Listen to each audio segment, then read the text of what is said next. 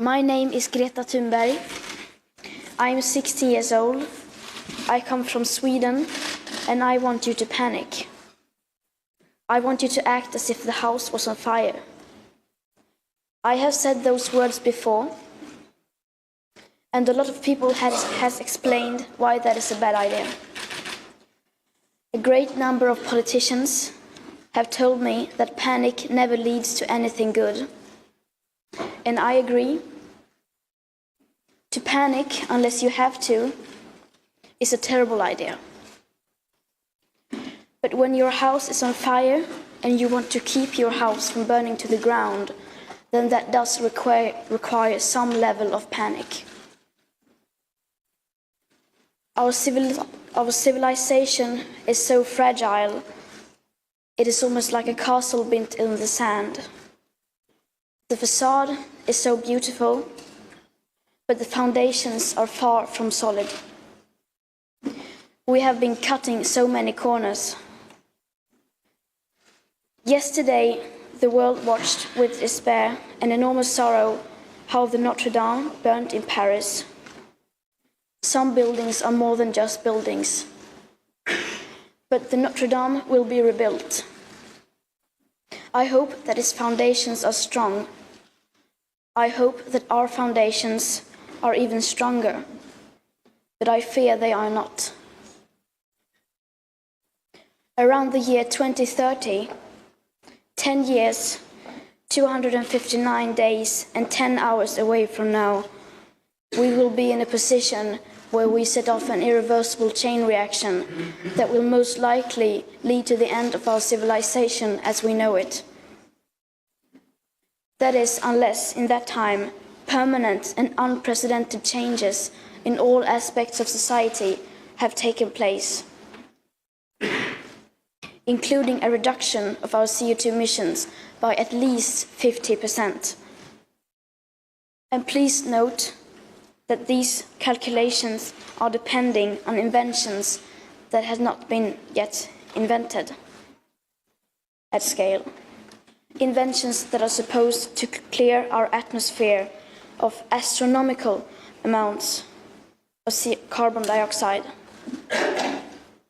Furthermore, do these calculations not include unforeseen tipping points and feedback loops, like the extremely powerful methane gas escaping from rapidly thawing Arctic permafrost? Nor do they include already locked-in warming hidden by air pollution, nor the aspect of equity or climate justice clearly stated throughout the Paris Agreement, which is absolutely necessary to make it work on a global scale.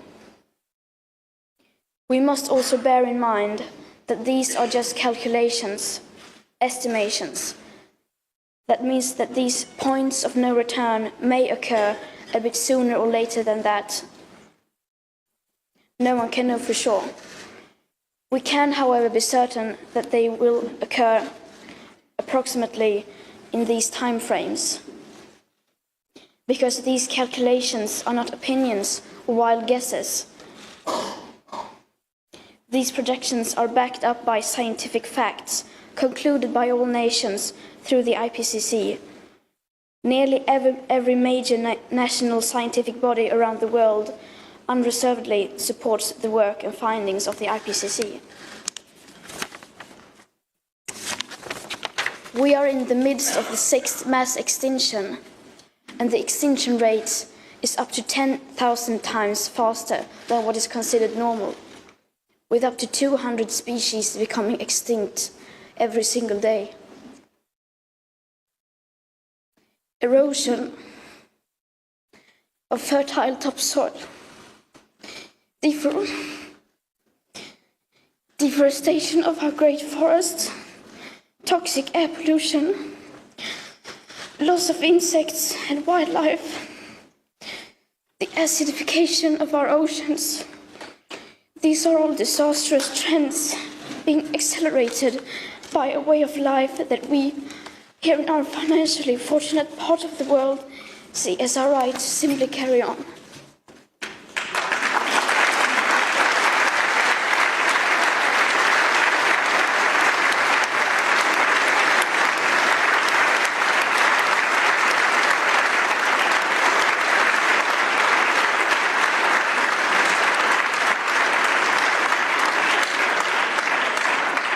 But hardly anyone knows about these catastrophes or understand how they are just the first few symptoms of climate ecological breakdown.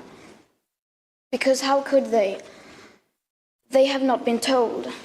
Or more importantly, they have not been told by the right people and in the right way. Our house is falling apart, and our leaders need to start acting accordingly, because at the moment they are not. If our house was falling apart, our leaders wouldn't go on like you do today. You would change almost every part of your behavior, as you do in an emergency. If our house was falling apart, you wouldn't fly around the world in business class chatting about how the market will solve everything with clever small solutions to specific isolated problems. You wouldn't talk about buying and building your way out of a crisis that has been created by buying and building things. If our house was falling apart, you wouldn't hold 3 emergency Brexit summits and no emergency summit regarding the breakdown of the climate and environmental.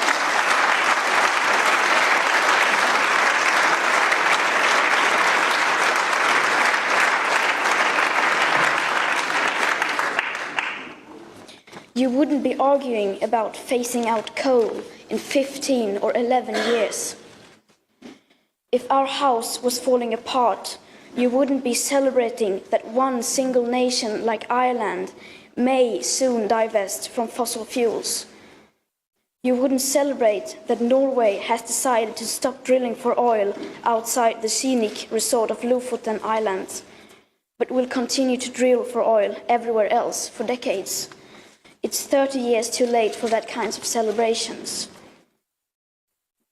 If our house was falling apart, the media wouldn't be writing about anything else.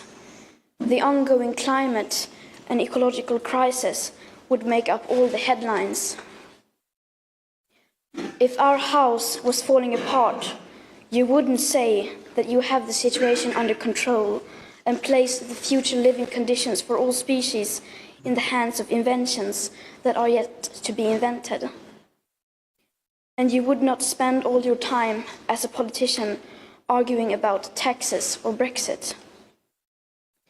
If the walls of our house truly came tumbling down, surely you would set your differences aside and start cooperating.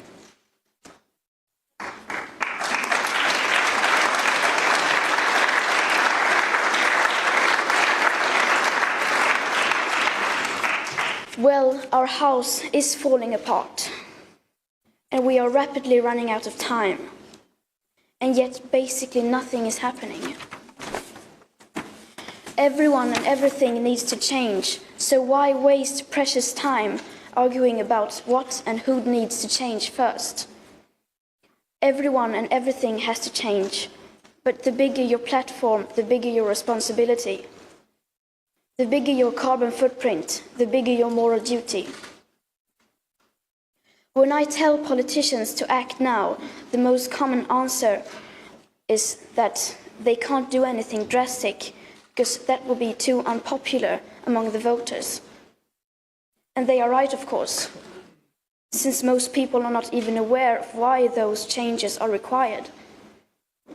That is why I keep telling you to unite behind the science. Make the best available science the heart of politics and democracy. The EU elections are coming up soon, and many of us who will be affected the most by this crisis, people like me, are not allowed to vote. Nor are we in a position to shape the decisions of business, politics, engineering, media, education, or science. Because the time it takes for us to educate ourselves to do that simply does no longer exist. And that is why millions of children are taking it to the streets, school striking for the climate to create attention for the climate crisis. You need to listen to us, we who cannot vote. You need to vote for us, for your children and grandchildren. What we are doing now can soon no longer be undone. In this election, you vote for the future living conditions for humankind. And though the politics needed do not exist today, some alternatives are certainly less worse than others. And I have read that some parties do not even want me standing here today because they so desperately do not want to talk about climate breakdown.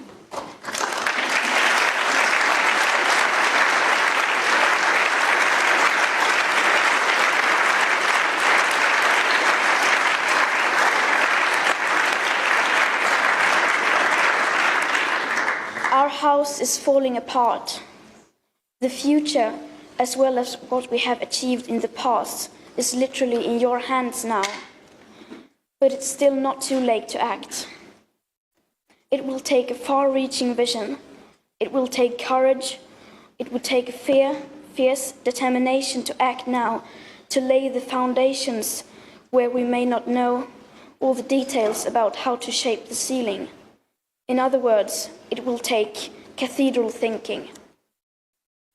I ask you to please wake up and make the changes required possible. To do your best is no longer good enough. We must all do the seemingly possible. And it's okay if you refuse to listen to me. I am, after all, just a 16-year-old schoolgirl from Sweden. But you cannot ignore the scientists, or the science, or the millions of school-striking children who are school-striking for the right to a future. I beg you, please do not fail on this. Thank you.